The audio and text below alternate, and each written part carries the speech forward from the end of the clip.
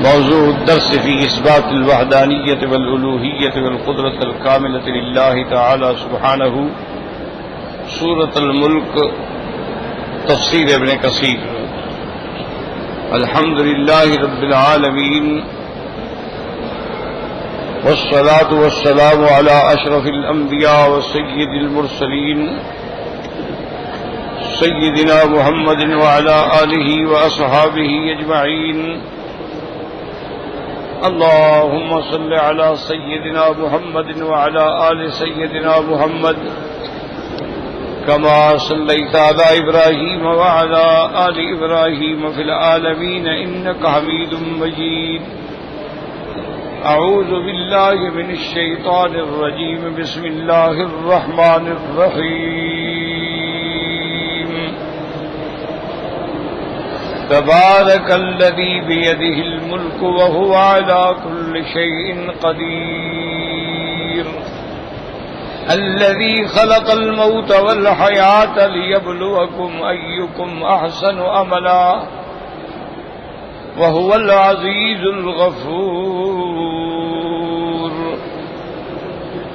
الذي خلق 7 سماوات طباقا ما ترى في خلق الرحمن من تفاوت فارجع البصر هل ترى من فتور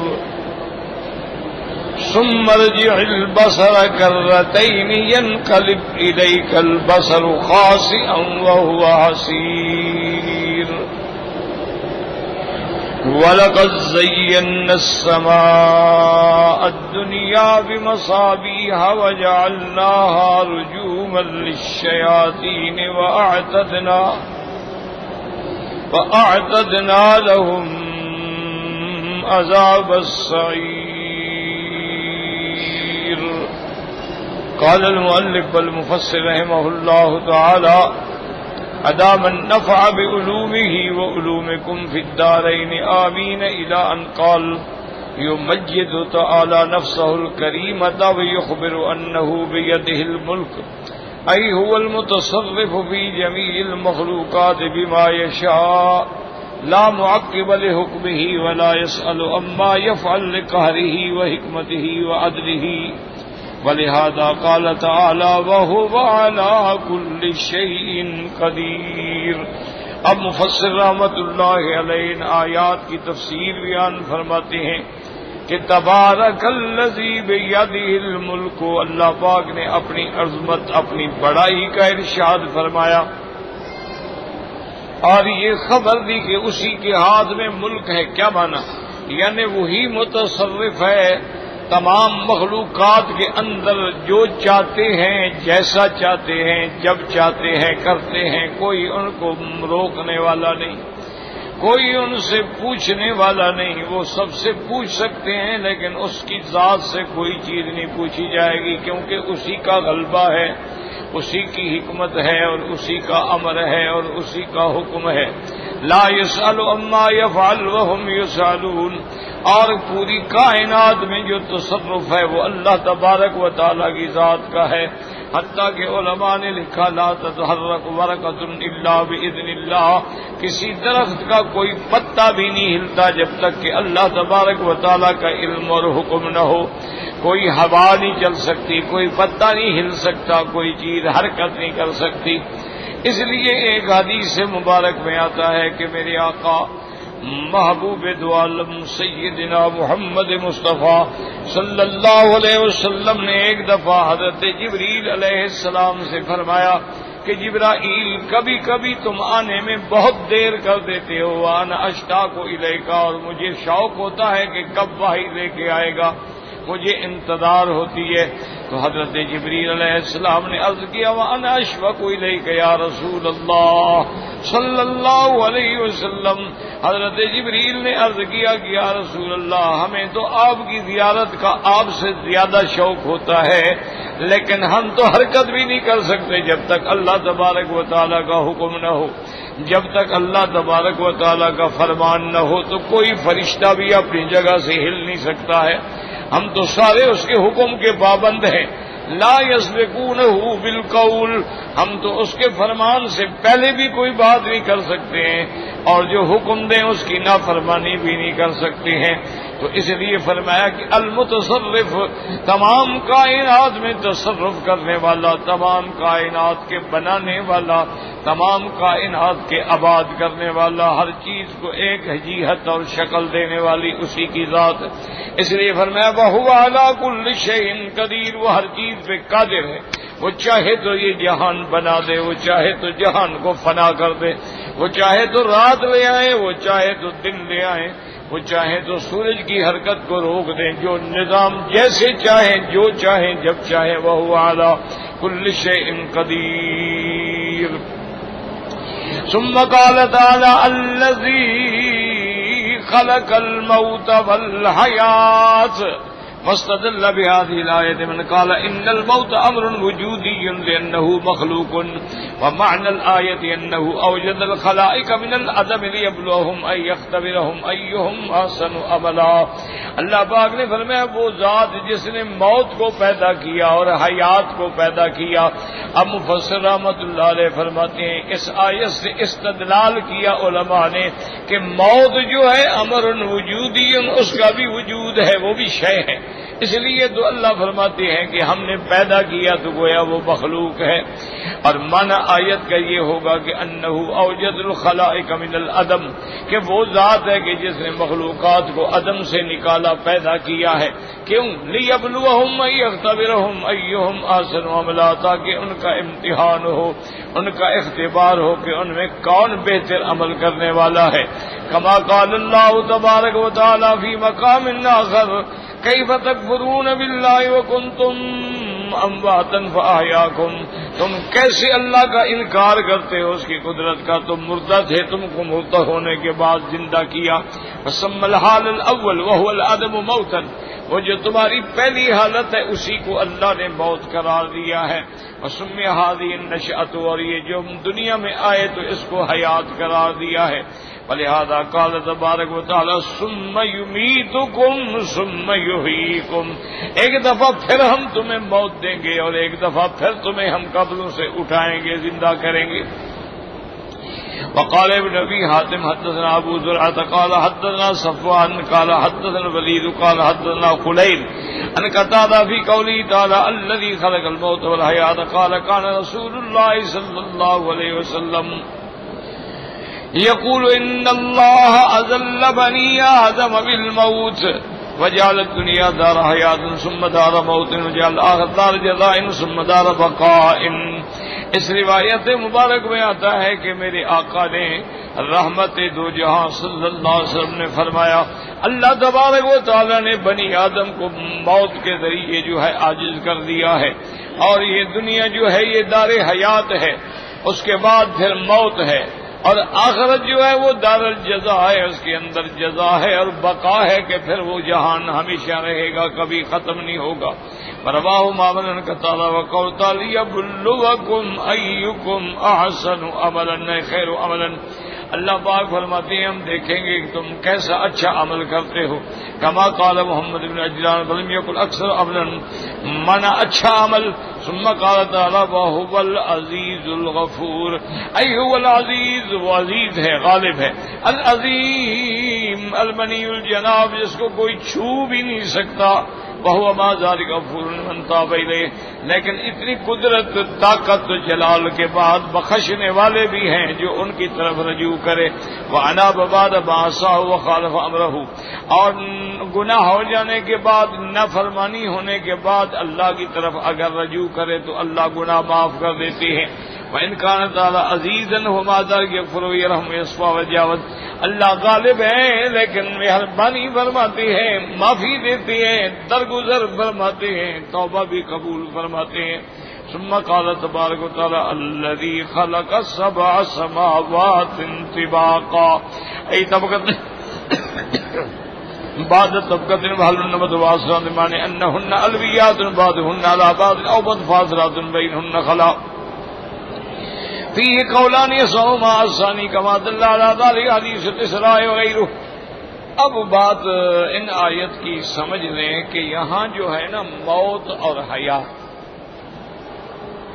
تو بعض علماء تو یہ فرماتے ہیں کہ اس سے مراد یہ ہے موت جو اللہ ہمیں دنیا میں دیں گے، ہر بندے پہ موت آئے گی، وہ مراد ہے۔ اور حیات سے کیا مراد ہے کہ جب دوبارہ سور پھونکا جائے گا تو ہم قبروں سے اٹھیں گے، وہ حیات۔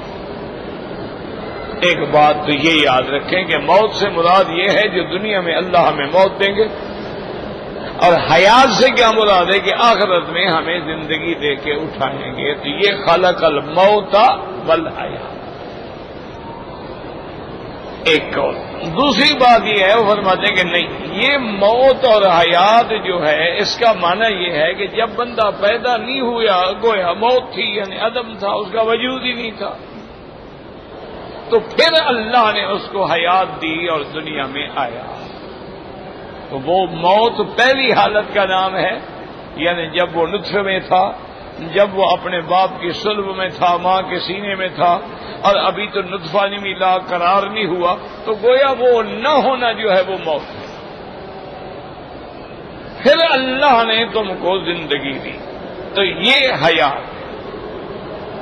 بعض علماء نے فرمایا کہ یہ ہے، اور اسی طرح یہ بات بھی ثابت ہو گئی کہ جیسے حیات ایک وجودی چیز ہے، موت بھی ایک وجودی چیز ہے، وہ بھی کوئی چیز ہے۔ کیوں؟ اگر وہ مخلوق ہے جس کو اللہ نے پیدا کیا، تو پیدا تو اسی کو کیا جاتا ہے نا، کوئی چیز ہو، جب کچھ نہ ہو اس کو پیدا کرنے کا کیا معنی؟ تو معنی یہ ہوا کہ موت بھی ایک وجودی چیز ہے اور اس کی بھی ایک حقیقت ہے۔ جیسے حدیث پاک میں آتا ہے کہ قیامت والے دن موت جو ہے وہ ایک مینڈے کی شکل میں لائی جائے گی، ذبح ہو جائے گی، تو گویا موت کی بھی ایک حقیقت ہے۔ تو یہ ہے موت اور حیات۔ اسی طرح کئی مقامات پہ اللہ نے فرمایا کیف تکفرون باللہ وکنتم امواتا، تم کیسے تم مردہ تھے، پھر تمہیں زندہ کیا، ثم یمیتکم ثم پھر تمہیں موت دیں گے، پھر تمہیں زندہ کریں۔ اس لیے یعنی ایک موت وہ ہے جو حالت اول ہے، پھر زندگی، زندگی کے بعد موت، موت کے بعد پھر زندگی۔ لیکن دونوں میں ایک فرق یاد رکھیں کہ جو دنیا میں ہماری زندگی ہے یہ ایک مدت ہے معلوم اللہ کے علم میں، لیکن ختم ہو جائے گا۔ پھر مرنے کے بعد جو اللہ ہمیں زندگی دیں گے وہ ختم نہیں ہوگی، وہ ہمیشہ ہے، چاہے وہ مسلمان ہو، چاہے کافر ہو، چاہے جنت میں ہو، چاہے جہنم میں ہو۔ اب موت نہیں آئے گی، کیونکہ موت کو بھی موت آ گئی۔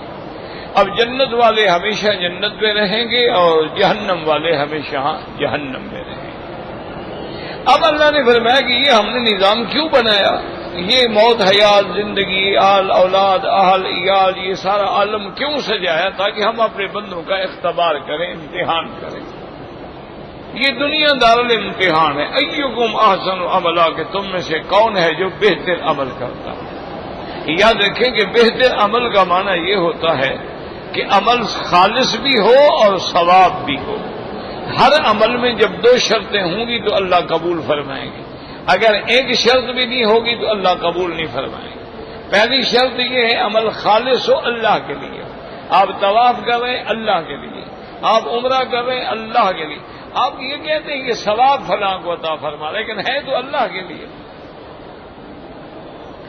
اور اسی طرح ثواب کا کیا معنی کہ وہ سنت رسول اللہ صلی اللہ علیہ وسلم کے مطابق ہو، کہ جو اللہ کے رسول نے ہمیں فرمایا کہ بھی ہم نے احرام کیسے باندھنا ہے، پھر ہم نے مکے میں کیسے آنا ہے، پھر ہم نے طواف کیسے کرنا ہے، اس کے بعد ہم نے 2 رکعت پڑھنی ہے، پھر ہم نے صفا مروہ دوڑنی ہے، پھر ہم نے حلق کرانا ہے یا قصر کروانا ہے، پھر احرام کھولنا ہے، اور یہ سارا عمل سنت کے مطابق ہوگا تو قبول ہوگا۔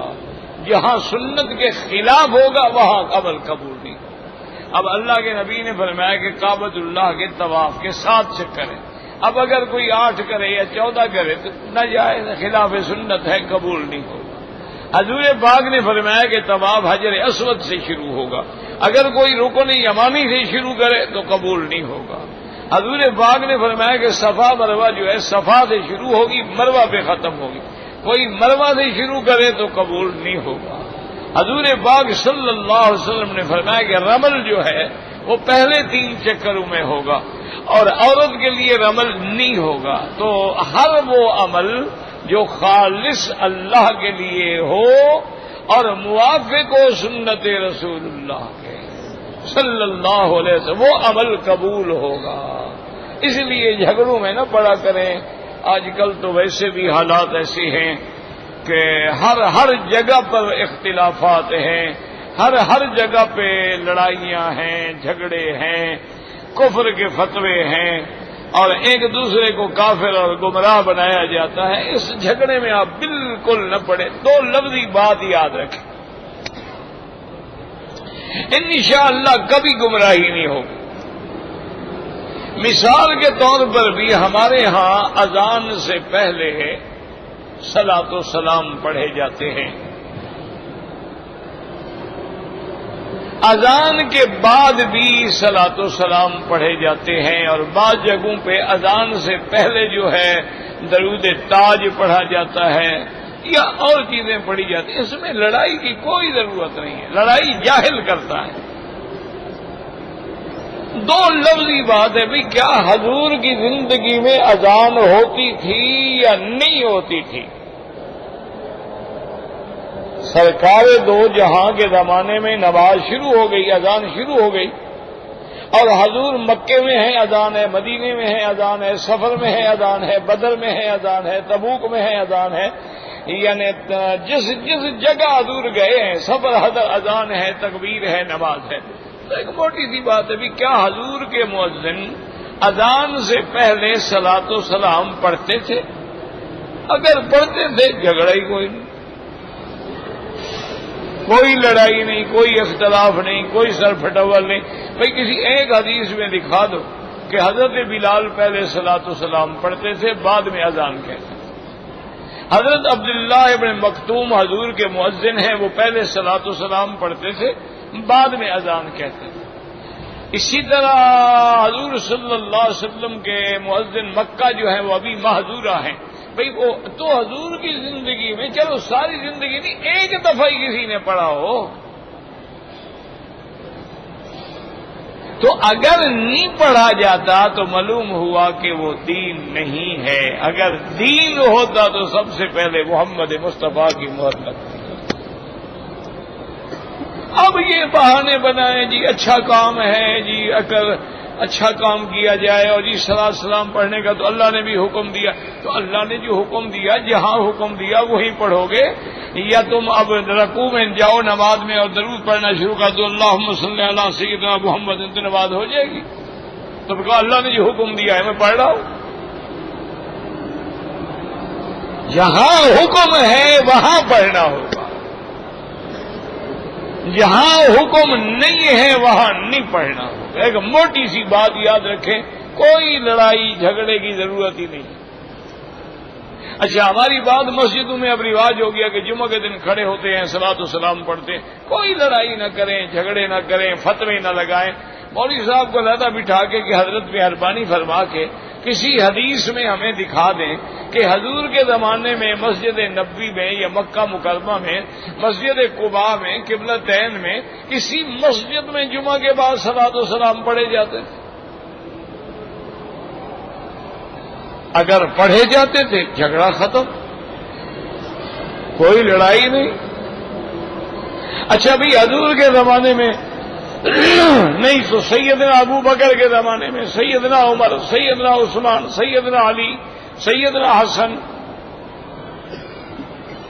یہ تو خلافت راشدہ کا دور ہے نا. اگر کسی نے پڑھے کوئی جھگڑا نہیں، لڑائی ختم ہو گئی. اور اگر نہیں پڑھے ہیں تو پھر تم نے دین میں نئی بات کیسے نکالی ہے؟ اور نئی بات دین میں بدعت ہوتی ہے، اور بدعت گمراہی ہوتی ہے. تو تم کیوں حضور کی امت کو گمراہ کر رہے ہو؟ اس لیے اللہ فرماتے ہیں ہم دیکھیں گے کہ تمہارے اعمال جو ہیں وہ کیسے ہیں. اگر تمہارا عمل خالص اللہ کے لیے ہے اور حضور کی سنت پر ہے تو قبول ہوگا، ورنہ جتنا مرضی آئے عمل کر لو اس کا کوئی فائدہ نہیں ہوگا. ایک دفعہ بی بی عائشہ نے، صدیقہ بنت صدیق رضی اللہ تعالی عنہا نے حضور پاک سے پوچھا کہ یا رسول اللہ یہ ہمارے قریش میں ایک شخص تھا عبداللہ ابن جدعان اس کا نام تھا، وہ بڑا سخی تھا، ایام حج کے اندر 100 اونٹ روزانہ ذبح کر کے سرید بنا کے حاجیوں کو کھلاتا تھا، 100 اونٹ۔ اب اندازہ کریں،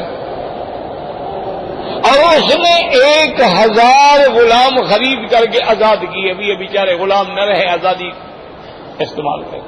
تو بی بی عائشہ نے کہا یا رسول اللہ اس کو آخرت میں کوئی فائدہ ہوگا؟ 1000 غلام آزاد کیا ہے، ایک بندہ ایک غلام آزاد کرے تو اس کو جہنم سے آزادی مل جاتی ہے، تو اس نے تو 1000 غلام آزاد کیا اور حاجیوں کو روزانہ اتنا خدمت کرتا تھا۔ حضور نے فرمایا عائشہ اس کو کوئی فائدہ نہیں ہوگا، اس نے آخرت اللہ سے مانگی ہی نہیں ہے تو اللہ کیوں عطا فرمائے؟ اس کا تو آخرت پر ایمان ہی نہیں تھا۔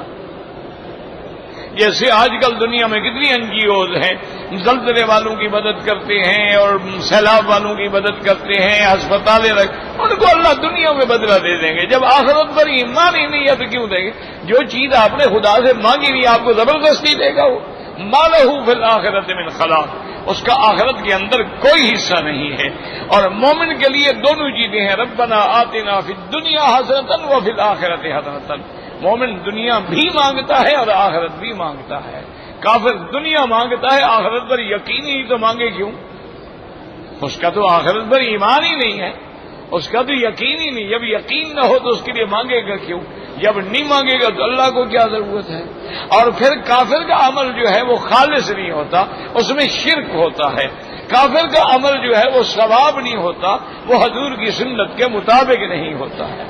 تو اس لیے اب دیکھیں نا، زکوٰۃ کا پیسہ ہے، غریبوں کو آپ نے دینا ہے۔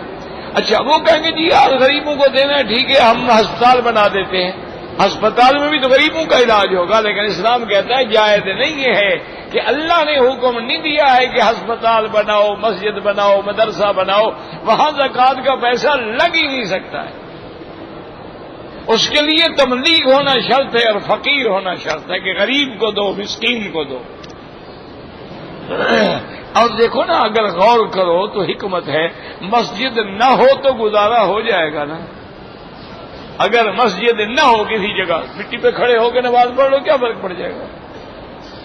جو الارض مسجد و طہورا، حضور نے فرمایا اللہ نے میرے لیے ساری زمین مسجد بنا دی ہے، ساری زمین پاک ہے، تیمم کرو، اللہ اکبر، کھڑے ہو کے نماز پڑھ لو۔ تو مسجد کے بغیر تو گزارا ہو سکتا ہے، لیکن بھوکھا کیسے گزارا کرے؟ جس کے بچے رات کو بھوک سے تڑپ رہے ہیں وہ تمہاری مسجدوں کو کیا کرے گا؟ اس لیے اللہ نے فرمایا کہ نہیں، زکوٰۃ ان کا حق ہے، اس کا کوئی تعلق نہیں ہے۔ اب لوگ کہو جی یہ تو اچھا کام ہے نا، مسجد بنا دیں گے نا جی، ہم مدرسہ بنائیں گے نا جناب، ہم ہسپتال بنائیں گے نا، بالکل ہاں، ہسپتال میں دوائیں خرید کر کے مریض کو دے سکتے ہو، کیوں؟ وہ دوا مسکین کو لگے گی۔ اسلام وہ چیز غریب کو پہنچانا چاہتا ہے، تم دیواروں کو پہنچانا چاہتے ہو، تو سوچ کا فرق ہے نا۔ اسلام تو یہ چاہتا ہے کہ وہ چیز جو ہے اس انسان کو پہنچے، انما الصدقات للفقراء والمساکین، اور اسی طرح مؤلفۃ القلوب، اسی طرح وہ لوگ جو ہیں جو غلام ہیں ان کو، اب غلام تو ہے نہیں، اب جو لوگ دیت بھرنے والے قیدی ہیں ان کو چھڑائے، تو گویا آپ نے اس کو بھی چھڑایا، آزاد کرائے۔ اچھا کوئی قرضے میں جکڑا ہوا ہے اس کو قرضے سے چھڑاؤ، لیکن شرط یہ ہے کہ اس کی زکوٰۃ کا اس کو مالک بناؤ، وہ جا کے قرضہ ادا کرے، تم اپنی طرف سے پابندی نہیں لگا سکتے ہو۔ تو اس لیے ہمیشہ یاد رکھیں کبھی جھگڑا نہ کیا کریں۔ جتنے عمل ہو رہے ہیں نا جی، صلاۃ السلام ہے، میلاد شریف ہے، 11ویں شریف ہے، عرس شریف ہے، کل شریف ہے، 40ویں شریف ہے، تعزیہ شریف ہے، دلدل شریف ہے، ایک بات ان کو اکیلا بٹھا کر مولوی صاحب مہربانی کر کے کوئی قرآن حدیث ہمیں بتا دیں تاکہ ہمارا اطمینان ہو جائے کہ بھی یہ بات ٹھیک ہے۔ بس اگر مگر نہیں، شریعت اگر مگر سے نہیں ہوتی، وہ کہ جی اگر اچھا کام تو ہے نا، ابھی یار اچھا کام کر رہے ہیں نا، کوئی برا نہیں، اچھا کام حضور پاک کو بھی نظر نہیں آیا، ابو بکر عمر عثمان علی کو نظر نہیں آیا، 1400 سال کے بعد ہمارے مولوی کو اچھا نظر آیا، یہ کوئی عقل کی بات ہے؟ یہ کوئی جواب تو نہیں ہے نا۔ اچھا حضور نے مسح کرنا بھی سکھایا، جس پاک پیغمبر نے انگلیوں میں خلال بھی سکھایا ہے، اس نے میلاد کا مسئلہ چھوڑ دیا، نہیں سکھایا۔ جس پاک پیغمبر نے آدمی کو غسل کرنا بھی سکھلایا ہے، جس اللہ کے نبی پاک نے یعنی استنجا جیسی چیز وہ بھی سکھلائی ہے، جس اللہ کے نبی نے عورت کو حیض اور نفاس سے غسل کرنا بھی سکھلایا ہے کہ عورت اپنے بدن کے اندر کپاس رکھے، اس کو دیکھے اس پر کوئی نشان ہے کہ نہیں ہے، پھر کپاس پہ خوشبو لگا کے رکھے تاکہ اندر کی گندگی جو ہے وہ صاف ہو جائے، جب تسلی ہو جائے تو پھر آپ غسل کریں۔ اسلام نے اتنا بھی سکھا، غسل کر رہے بھی ناف کے اندر بھی ذرا دیکھو، ہو سکتا ہے اندر پانی نہ پہنچے۔ اسلام نے اتنا بھی سکھایا کہ تم نے ناخن پالش لگا لی ہے، پانی اندر نہیں جا رہا، تمہارا وضو بھی نہیں ہوگا، تمہارا غسل بھی نہیں ہوگا۔ اسلام نے ہمیں ہر چیز سکھلائی ہے کہ عورتوں کو حمامات میں مت لے جاؤ۔ اسلام نے ہمیں یعنی کھانا ہے، کیسے بیٹھو گے، ٹیک لگا کے نہ بیٹھو، اکڑو نہ بیٹھو، اس طرح نہ بیٹھو، بلکہ بالکل ادب کے ساتھ تواضع کے ساتھ بیٹھو، اللہ کا شکر کر کے بیٹھو کہ اللہ اگر چھین لے تو کیا کرو گے؟ اچھا اگر اللہ نعمتیں دے دے لیکن تمہارا معدہ ہی ہضم نہ کر سکے تو کیا کرو گے؟ تو وہاں اکڑ کے بیٹھنے کا کیا مطلب؟ یہ تو کافروں کی رسم ہے۔ دیکھا نہیں کہ امراۃ العزیز نے یوسف علیہ السلام کے زمانے میں جو عزیز کی بیوی تھی اس نے ٹیبل لگائے، کرسی لگائی، چھری کانٹے رکھے، یہ تو کافروں کی رسم ہے، یہ انگریزوں کا کوئی ایفیشنسی نہیں ہے۔ یہ سمجھتے ہیں نا ہماری تہذیب، تمہاری کیا تہذیب ہے؟ مسلمان جب آیا بغداد کے اندر علم کے دریا بہا رہے تھے، تمہیں تو غسل کرنا بھی نہیں آتا تھا، تم تو اتنی گندی قوم ہو، تمہیں تو یہ بھی پتہ نہیں تھا کہ غسل کیا چیز ہے، تم تو اتنی احمق قوم ہو کہ پانی پینا ہے تو گلاس جو ہے ڈسپوزیبل ہو، کیوں دوسرا نہ پیے، اس کو بیماری لگ سکتی، لیکن عورت ڈسپوزیبل نہ ہو، اس کو جو چاہے استعمال کرے، اس سے بیماری نہیں لگے گی، وہ بھی ایک دفعہ استعمال کر کے پھینک دو۔ وہاں تمہارا یہ مذہب کہاں چلا جاتا؟ اسی لیے ایڈ اللہ نے بھیجی ہے نا کہ کرو گناہ۔ اب آدمی اپنی بیوی کو بھی ہسپتال بھیج کے کہتا ہے پہلے HIV ٹیسٹ کروا لو کہیں اس کو ہے تو نہیں، کسی اور سے منہ کالا کیا ہو، اس کو لگی ہوئی ہو بیماری، میں تو رول گیا نا۔ تو یہ کیا ہے؟ اب پوری دنیا نے یہ ریسرچ کی ہے کہ اگر عورت اور مرد ان بیماریوں سے بچنا چاہتے ہیں تو اسلام پہ عمل کریں۔ جیسے اسلام نے کہا ہے کہ حیض میں ملنا حرام، عورت مرد کا غیر شرعی غیر مرئی فعل لواطت کرنا حرام، ایک عورت کا کسی دوسرے مرد سے ملنا حرام، ایک مرد کا اپنی بیوی کے ماں سوا کسی سے ملنا حرام، تو اتنی پابندیاں جب کرے گا انشاءاللہ کوئی بیماری نہیں آئے گی۔ ایام حیض کے اندر قرآن نہ پڑھے ناپاک ہے، اس کے بعد غسل کرے، نفاس میں قرآن نہ پڑھے، مسجد میں نہ آئے، غسل کرے، پاک ہو، متیقن ہو، تسلی ہو جائے، میاں بیوی ہے، حیض آ گیا، اچھا حیض ختم ہو گیا، فرماتے ہیں حتیٰ یطہرن، جب تک غسل کر کے بدن صاف نہ کر لے تمہارا ملنا حرام ہے۔ یہ اتنا جامع اور مانے مذہب دنیا میں کوئی ہے؟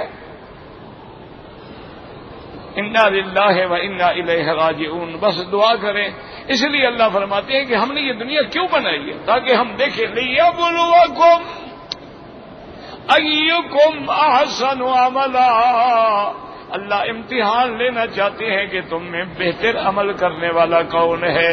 اس لیے حدیث مبارک میں آتا ہے کہ میرے پاک نبی رحمت دو عالم صلی اللہ علیہ وسلم جب معراج سے واپس آئے، حضور نے فرمایا بلال حاضر یا رسول اللہ. فرمایا میں جب جنت کی سیر کر رہا تھا تو میں نے تیرے چلنے کی آواز جنت میں سنی، تو پہنچا ہوا تھا جنت میں. مجھ کو بتا تو کون سا تیرا ایسا عمل ہے کہ اللہ نے تجھے اپنے نبی سے بھی پہلے جنت کی سیر کرا دی ہے. انہوں نے کہا یا رسول اللہ اور تو کوئی عمل نہیں، لیکن آپ کے فرمان کو سننے کے بعد میں نے ایسا کبھی نہیں کیا ہے. وضو کر کے فوراً 2 رکعت تحیۃ الوضو پڑھتا ہوں، اس کے بغیر جو ہے میں نہیں بیٹھتا. حضور نے فرمایا یہی تیرا عمل اللہ کو پسند آ گیا. دیکھو احسن عملہ کا معنی یہ ہے کہ سنت کے مطابق ہو چاہے تھوڑا ہو. اس لیے حدیث میں آتا ہے وہ عمل اللہ کو زیادہ پسند ہے تھوڑا ہو لیکن ہمیشہ ہو. کیا معنی تم رات کو اٹھ کے 2 رکعت تہجد پڑھتے، بس 2 رکعت پڑھ لو کوئی بات نہیں. یہ نہیں کہ ایک دن تو ساری رات پڑھتے رہو پھر مہینہ بالکل نہ پڑھو نہ. تو اس لیے اللہ فرماتے ہیں لِيَبْلُوَكُمْ أَيُّكُمْ أَحْسَنُ عَمَلًا. اب اللہ پاک آپ تو جانتے ہیں، پھر امتحان لینے کا کیا معنی ہے؟ اللہ نے فرمایا میں تو جانتا ہوں لیکن اپنے بندوں پہ ظاہر کرنا چاہتا ہوں کہ دیکھ لو کس کا عمل اچھا ہے. آج کون جنت میں جا رہا ہے اور کون جہنم کی طرف جا رہا ہے، تاکہ دنیا پہ واضح ہو جائے. پھر میری مخلوق ہے، میری مخلوق ہے، میرا ملک ہے، میں اپنے ملک میں، اپنے ملک میں، اپنی مخلوق میں جو تصرف کروں. تمہیں کیا؟ تم اگر ایک دفتر کے مالک ہو، ایک گھر کے مالک ہو، 10 کلے زمین کے مالک ہو، تمہاری مرضی مستاجری کر دو، تمہاری مرضی اس کو کاشت کرو، تمہاری مرضی باغ لگا دو، تمہاری مرضی کچھ نہ کرو. کوئی کہہ دوں کہ یار میری زمین ہے میری مرضی. اللہ فرماتے ہیں اگر تیری عارضی ملک میں اتنا حق چلتا ہے تو جو اصل مالک ہے اس کا کتنا حق ہوگا. اس لیے فرماتے ہیں الذی خلق الموت والحیات لیبلوکم ایکم احسن عملا وہو العزیز. عزیز مانا ایسا غالب جس کو کوئی مغلوب نہ کر سکے، ہر چیز پہ غالب، ہر چیز سے قوی، جس کی قدرت قہر ساری مخلوق پہ ہے، جس پہ کوئی غالب نہیں آ سکتا ہے. جب اتنی بڑی طاقت ہے تو فرمایا ڈرنے کی ضرورت نہیں، میں بخشنے والا بھی ہوں. وَهُوَ الْعَزِيزُ الْغَفُورُ. میں تیری دنیا کے آمروں کی طرح نہیں ہوں، میں تیری دنیا کے ڈکٹیٹروں کی طرح نہیں ہوں کہ جن کی اندر معافی کا لفظ وہ کہتے ہیں ہماری لغت میں بھی نہیں ہوتا. ہم تو صرف مارنے کے لیے پیدا ہوئے ہیں، ظلم کے لیے پیدا ہوئے ہیں. ہم تو اس لیے آئے کہ دنیا کو مٹا ڈالیں. اللہ نے فرمایا نہ میں غالب بھی ہوں، اس کے ساتھ بخشنے والا بھی ہوں. اس لیے ایک صحیح حدیث ہے، حضور صلی اللہ علیہ وسلم نے فرمایا، اللہ فرماتے ہیں میرے بندے اگر تیرے گناہوں سے زمین بھر جائے اور شرک نہ کرے پھر توبہ کرے تو میں اتنی مغفرت لے کے تیری بخشش کرنے کے لیے تیار ہوں. شرط یہ ہے کہ تو شرک نہ کر.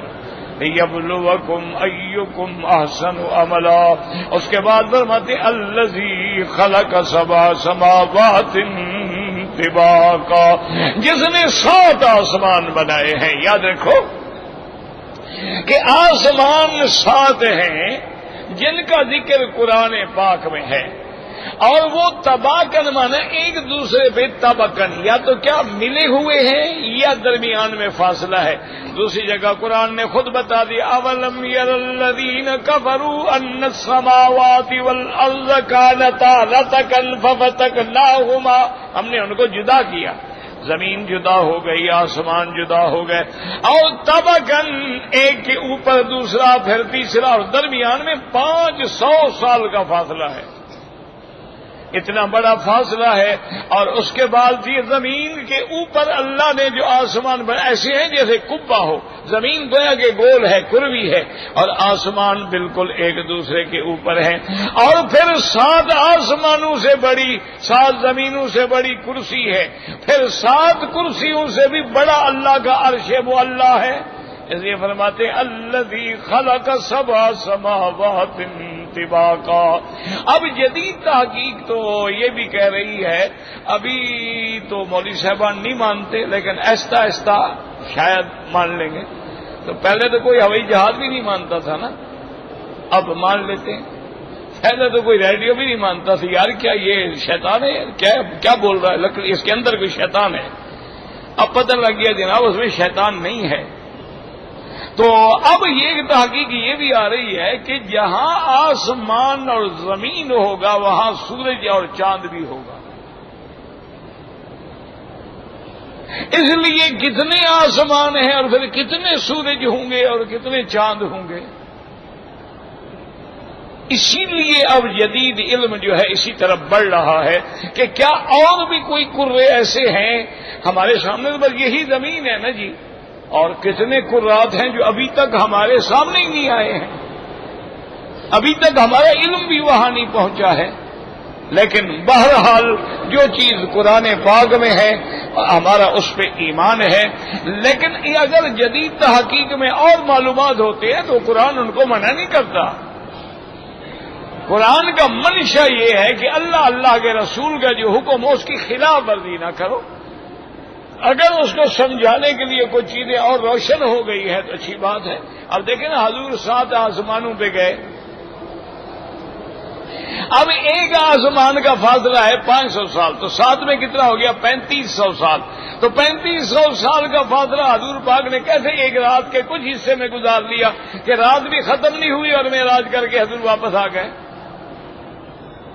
اچھا ایک تو ہے نا ہمارا ایمان کہ اللہ کا حکم ہے, رسول پاک نے فرمایا, ہم مسلمان ہیں مان لیتے ہیں, لیکن کافر تو نہیں مانتے نا یہ باتیں. تو اس کو سمجھانے کے لیے دیکھیں اب دنیا نے ایک تحقیق کر دی کہ بھئی روشنی کی رفتار جو ہے وہ 1,80,000 میل ایک سیکنڈ میں ہے. یہ ہے اس کی رفتار. اچھا اللہ کے نبی کے لیے جو سواری بھیجی گئی تھی وہ برق نہیں, وہ تو براق ہے, وہ تو اس سے بھی تیز ہے. تو اگر مثلاً یہ ہے کہ 1 سیکنڈ میں 1,80,000 طے ہو جائے تو 1 منٹ میں کتنی طے ہوگا. اب حساب کرتے جائیں نا جی, تو دیکھیں پھر 3500 سال کے فاصلے کیسے ختم ہوں گے. اچھا دوسری بات یہ ہے آدمی اگر وقت کی رفتار کے ساتھ چلنا شروع کر دے تو پھر وقت رک جائے گا نا. اب دیکھیں نا مثلاً آپ یہاں سے جہاز میں بیٹھتے ہیں رات کو 1 بجے, لندن کی آپ کی فلائٹ ہے, صبح کی نماز آپ وہاں جا کے پڑھتے ہیں آرام سے. وہ جو درمیان میں تمہارے فرق ہے نا فاصلے کا, وقت کا فرق ہے, کبھی 4 گھنٹے کا, کبھی 6 گھنٹے کا, کبھی 2 گھنٹے کا. اچھا بعض ملکوں سے ہمارا 12 گھنٹے کا فرق ہے. تو یہاں جناب 5 نمازیں ہو جائیں گی, وہاں تو ابھی صبح ہی نہیں ہوگی, ہم پہنچ جائیں گے. تو یہ کیسے ہو گیا؟ تو اس لیے علماء نے فرمایا کہ اگر اس کی رفتار ہے 1,80,000 میل, آپ بھی اسی 1,80,000 میل کی رفتار سے چلنا شروع کر دیں تو وقت رک جائے گا نا. پھر ہم سے چل رہے ہیں. اچھا اسی طرح نظام دوسرا یوں سمجھ لیں کہ گھڑی پہ 12 بجے ہیں, آپ اس کی چابی بند کر دیں. اب کل اگر اس وقت دیکھیں گے پھر بھی وہ 12 پہ کھڑی ہوگی, اس کی حرکت ہی بند ہو گئی ہے. تو اللہ نے فرمایا میں اگر اپنے نبی کو معراج کراؤں تو میں اگر زمین و آسمان اور شمس و قمر کی ساری حرکتیں بند کر دوں گی, ہر چیز کھڑی ہو جائے, پھر میرے ولی محمد مصطفیٰ اوپر آئیں گے. اس لیے حضور بھی واپس آ گئے, نہ رات گزری, نہ بستر ٹھنڈا ہوا, نہ وقت گزرا, معراج بھی ہو گیا, ہر چیز تو تھم گئی تھی نا. اس لیے قرآن نے دوسری جگہ بتا دیا قل ارأیتم ان جعل علیکم اللیل سرمدا, اگر میں رات تمہارے اوپر کھڑی کر دوں تو کون ہے جو دن کو لے آئے گا. اور اگر میں دن تم پر کھڑا کر دوں تو کون ہے تمہارے پاس جو رات کو لے آئے گا؟ تو مانا اللہ دن کو بھی روک سکتے ہیں اور رات کو بھی روک سکتے ہیں. تو اس لیے اللہ نے میرے مدنی کے اس معراج کے لیے پورے نظام کو جام کر دیا. بس ٹھہرے رہو، جب معراج ہو جائے گا اب چل پڑو. اس میں کون سا اشکال باقی رہ جائے گا؟ کون سی مشکل ہو جائے گی؟ کیوں؟ وَهُوَ عَلَىٰ كُلِّ شَيْءٍ قدیر. اچھا یہ تو ہم روشنی کی سپیڈ دیکھ رہے ہیں نا، لیکن یہ جو لمح البصر ہے، پلک جھپکنا، اس کی تو رفتار اور زیادہ ہے. اللہ فرماتے ہیں میرا حکم تو ایسے ہوتا ہے کہ بس جیسے کلمح البصر، ایسے جیسے پلک جھپکی ہو گیا. تو اب پلک جھپکنے میں تو بستر ٹھنڈا نہیں ہوگا نا، بستر گرم ہی رہے گا نا. اس لیے ہمیشہ یاد رکھیں کہ قرآن پاک کے معجزات ہیں کہ قیامت تک علم کھلتے جائیں گے، اور جوں جوں ہمارا علم ترقی کرے گا اللہ کے نبی کے معجزات اور قرآن کے حقائق اور زیادہ واضح ہو جائیں گے. واللہ اعلم.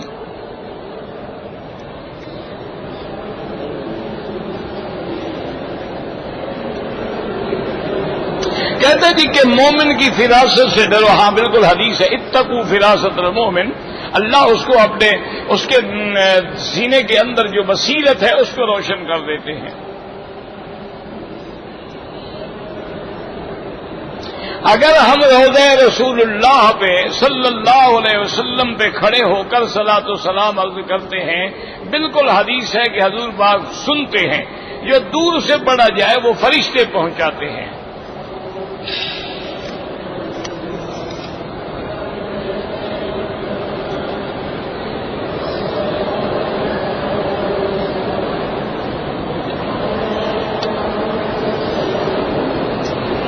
اگر کسی آدمی سے آپ نے 10 ریال لیے تھے اپنے حجامت کرانے کے لیے، وہ بندہ آپ کو نہیں ملا ہے، کوشش کرو اللہ کرے مل جائے، نہ ملے خیرات کر دینا.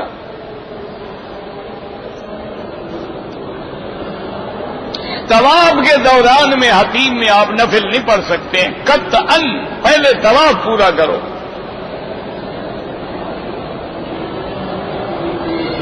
غلام زیادہ امام بن سکتا ہے؟ بالکل بن سکتا ہے. کتنے غلام ہیں جو امام بنے؟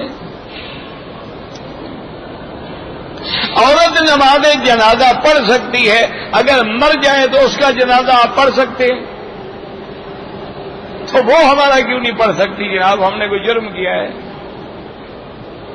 مسئلہ ہی الگ ہے، لوگوں کو سمجھ. مانا یہ ہے عورت اپنے گھر سے جنازے کے لیے جنازہ گاہ میں نہ آئے، لیکن یہ تو مسئلہ نہیں کہ مسجد میں بیٹھی ہے، نماز ہو رہی ہے تو جنازہ نہ پڑھے.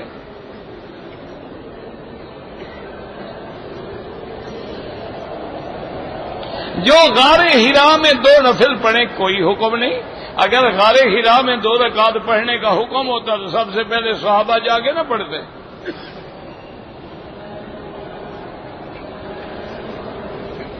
ہر عمرے کے بعد بال کٹانا ضروری ہے، بالکل ضروری ہے.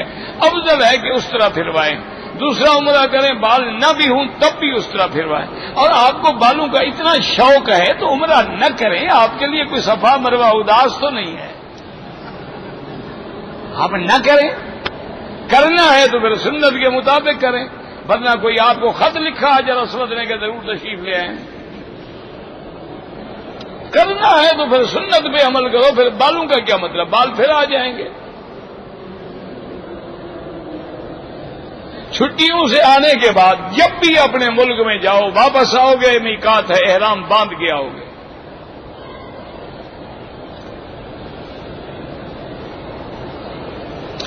اگر حلق سے پہلے اس نے سلے ہوئے کپڑے پہن لیے، اگر تھوڑی دیر بعد حلق کرا دیا تو کوئی دم نہیں. اگر 24 گھنٹے یا 12 گھنٹے گزر گئے تو دم ہے.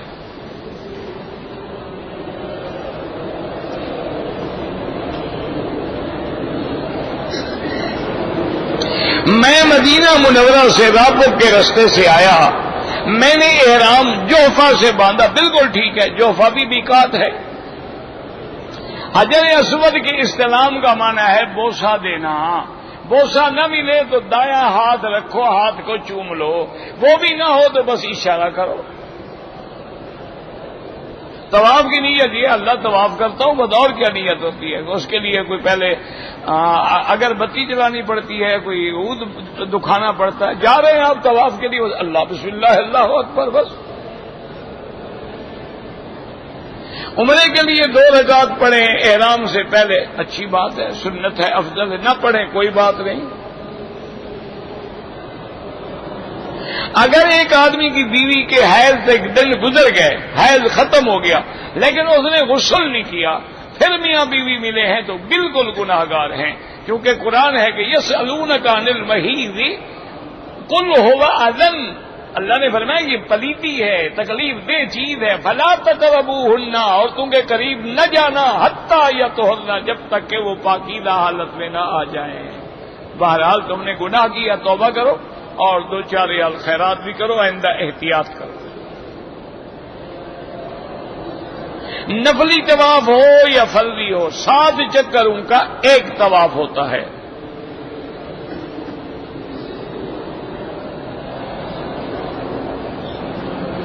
ایک آدمی نے مدینہ منورہ سے آتے ہوئے مغرب اور عشاء کی نمازیں کٹھی پڑھائیں، کوئی حرج نہیں، کیونکہ ان کے نزدیک سفر میں جمع بین الصلاتین جائز ہے، یعنی ظہر اور عصر ملا کے پڑھ سکتے ہیں، مغرب اور عشاء ملا کے پڑھ سکتے ہیں۔ امام ابو حنیفہ رحمۃ اللہ علیہ فرماتے ہیں کہ جمع سوری تو ہے، جمع حقیقی نہیں ہے۔ جمع سوری کا کیا معنی؟ وہ کہتے ہیں کہ ظہر میں لیٹ کر دو، آخر وقت میں پڑھو، جب فارغ ہوں تو عصر کو اول وقت میں پڑھ لو، تاکہ دونوں نمازیں وقت میں بھی ہوں گی اور اکٹھی بھی ہو جائیں گی۔ مغرب کو دیر سے پڑھ لو، عشاء کو جلدی سے پڑھ لو، تو دونوں نمازیں اکٹھی بھی ہو جائیں گی اور جمع سوری، کیوں وہ کہتے ہیں قرآن کہتا ہے ان الصلاۃ کانت المؤمنین کتابا موقوتا، موقوتا توقید سے ہے، توقید تعیین سے ہے، تعیین اشتراک کو کیسے قبول کرتی ہے؟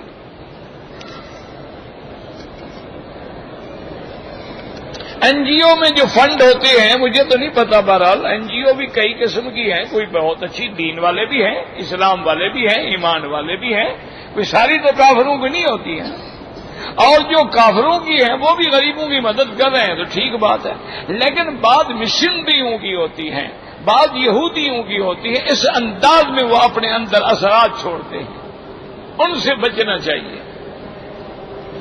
اگر مرحوم کی طرف سے طواف کریں، تمہاری مرضی، طواف کرو، عمرہ کرو، حج کرو۔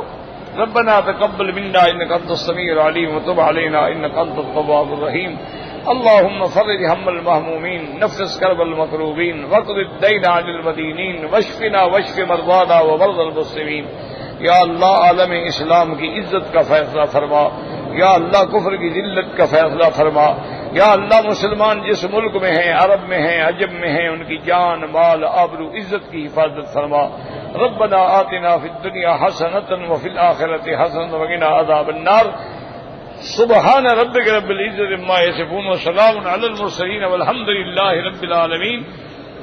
اللهم صل علی سیدنا محمد وعلی آل سیدنا محمد۔